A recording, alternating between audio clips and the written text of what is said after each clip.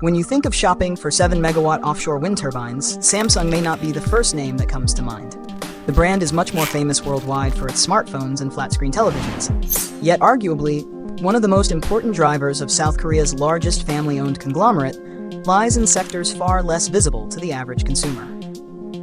For the first time in decades, however, Samsung faces a massive problem.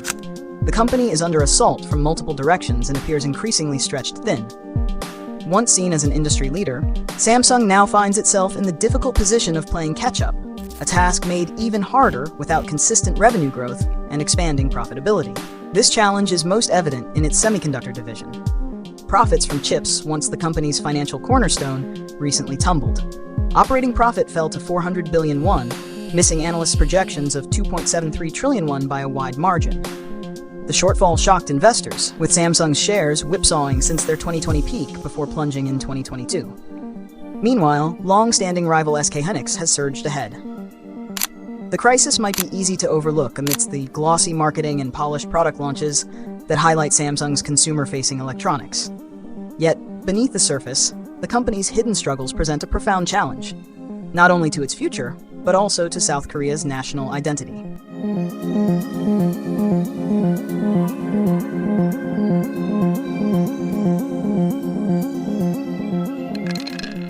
Few companies wield as much influence in their home country as Samsung does in Korea.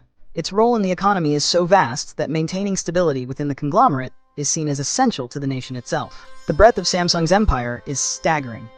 It is far more than just its flagship electronics division. A Korean could quite literally be born in a Samsung hospital, attend a Samsung school, live in a Samsung apartment, and work at a Samsung office. At home, their meals might be prepared in Samsung appliances, and their evenings spent in front of a Samsung television. Employing over 400,000 people worldwide, the company extends into industries such as semiconductors, shipbuilding, real estate, and even healthcare. Samsung's dominance is reflected in its economic footprint. It is the largest company in South Korea, the most heavily weighted firm in the KOSPI, the local stock market index, and one of the country's greatest contributors to national output. By some estimates, Samsung alone accounts for nearly 1/5 of South Korea's exports in any given year. This level of influence underscores why its current struggles resonate so deeply within the nation. The future of Samsung is not just a matter of corporate interest, it is a matter of national significance. That level of influence is nearly unparalleled anywhere else in the world. To put it into perspective, imagining South Korea without Samsung would be like imagining a Blackpink concert without the fans' iconic light sticks. It simply feels incomplete. Samsung is so deeply tied to the health and stability of the South Korean economy that the very idea of a nation without it is almost unthinkable. But why is such a scenario even being discussed? For years, Samsung's success has been powered primarily by electronics, and at the heart of that success lies its semiconductor business. More specifically, its crown jewel has been dynamic random access memory, DRAM, the computer memory chips that serve as a crucial component in everything from smartphones to the world's largest supercomputers. As a result, the performance of this single product line sits at the center of the company's evolving crisis. To understand the stakes, it helps to visualize how DRAM works. Imagine it as a coffee cup. You want to drink as much coffee as possible from a pot, but you can't drink directly from the pot itself. Instead, you use the cup. The amount of coffee you can consume depends on the size of that cup.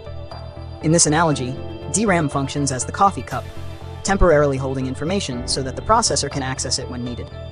For decades, Samsung thrived by dominating this memory market, but the demands placed on DRAM have changed dramatically. The rise of artificial intelligence has redefined how data is processed, stored, and accessed, and the traditional memory model that Samsung perfected no longer provides the same competitive edge. So, what went wrong?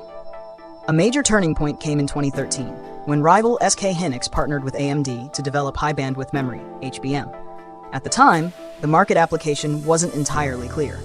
The technology was primarily developed with the gaming industry in mind, offering faster data transfer rates and greater efficiency. Yet, as AI and advanced computing rapidly evolved, that innovation positioned SK hynix as a leader in next-generation memory solutions, leaving Samsung struggling to catch up in a space it once comfortably dominated. Although high-bandwidth memory, HBM, began as a niche product, the semiconductor industry often operates this way. Companies develop cutting-edge technology and allow the market to determine its ultimate application. The industry functions on 3 to 5 year investment cycles, requiring massive capital expenditures years in advance, often in the billions of dollars. Within those 5 years, the landscape can change dramatically, and that is precisely what happened to Samsung. The release of ChatGPT and the rapid rise of AI applications transformed demand almost overnight. AI systems require vastly more memory and must process it at unprecedented speeds. HBM became a fundamental component in the accelerators used to train large language models, allowing these systems to handle immense amounts of data efficiently. At the time, Samsung had not invested sufficiently in this type of high-performance memory, a variant of DRAM that is significantly more profitable than its traditional mass-market counterpart. Meanwhile, SK hynix, a smaller competitor that had teetered on the brink of bankruptcy as recently as 2002, emerged as a major rival. SK hynix secured a pivotal contract with NVIDIA, the world's largest maker of AI logic chips, and its success had a dramatic ripple effect. The company reported record quarterly profits, exceeding expectations due to its dominance in high-bandwidth memory. Investors flocked to SK hynix as the AI boom reshaped the semiconductor landscape, sending its stock to historic highs. Today, SK hynix provides roughly 20% of NVIDIA's cost of goods sold, ranking as its second largest semiconductor supplier behind TSMC, while Samsung accounts for just 1%. Samsung is now in a desperate race to catch up. In a historic shift, SK hynix overtook Samsung in the DRAM market this year, ending the company's 3-decade-long dominance. US-based Micron is not far behind, adding further competitive pressure. The implications are devastating for Samsung, prompting a rare public apology from the company's vice chairman. The long and extraordinary mea culpa marked an unusual moment in the corporate world, highlighting the severity of the challenge faced by the head of Samsung's semiconductor division. In South Korea, Samsung operates almost as an extension of the nation itself. Though technically a private company, it is expected to represent and uphold the interests of the South Korean people, a role it has fulfilled for decades. Samsung began in 1938, at a time when South Korea was among the poorest countries in the world. Initially, it was a small trading company, dealing in dried fish, rice, and other basic goods. Over the years, the company expanded into increasingly complex industries, eventually entering shipbuilding, oil rigs, offshore wind turbines, and most critically, electronics, which now lie at the heart of its current challenges. To regain its footing, Samsung faces a multi-front struggle. First, it must win recognition from the undisputed world leader in AI hardware. Currently, Samsung chips have not met the standards required by NVIDIA, the dominant AI chipmaker. While NVIDIA has publicly expressed confidence that Samsung will improve, it is clear that the company is not yet a preferred supplier.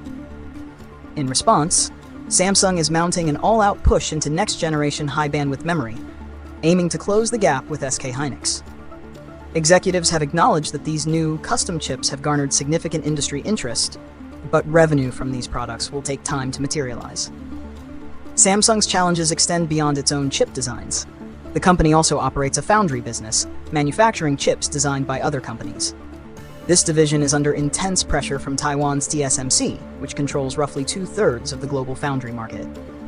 Samsung has struggled to attract major clients, though there is potential for growth. In July, the company announced a $16.5 billion deal with Tesla to produce the next but one generation of AI semiconductors. While the annual revenue impact may be modest, the agreement is strategically significant for Samsung's foundry operations. Investors and industry watchers recognize that Samsung must simultaneously defend its position in both the memory and foundry markets. In memory, SK hynix is increasingly dominant, while in logic chips, TSMC continues to capture the lion's share of a highly profitable market. The broader lesson is clear. Success today does not guarantee success tomorrow. Just as Intel, once the world's largest chipmaker in 2021, has since fallen behind, Samsung faces the risk of losing its long-held dominance if it fails to adapt swiftly to the evolving semiconductor landscape.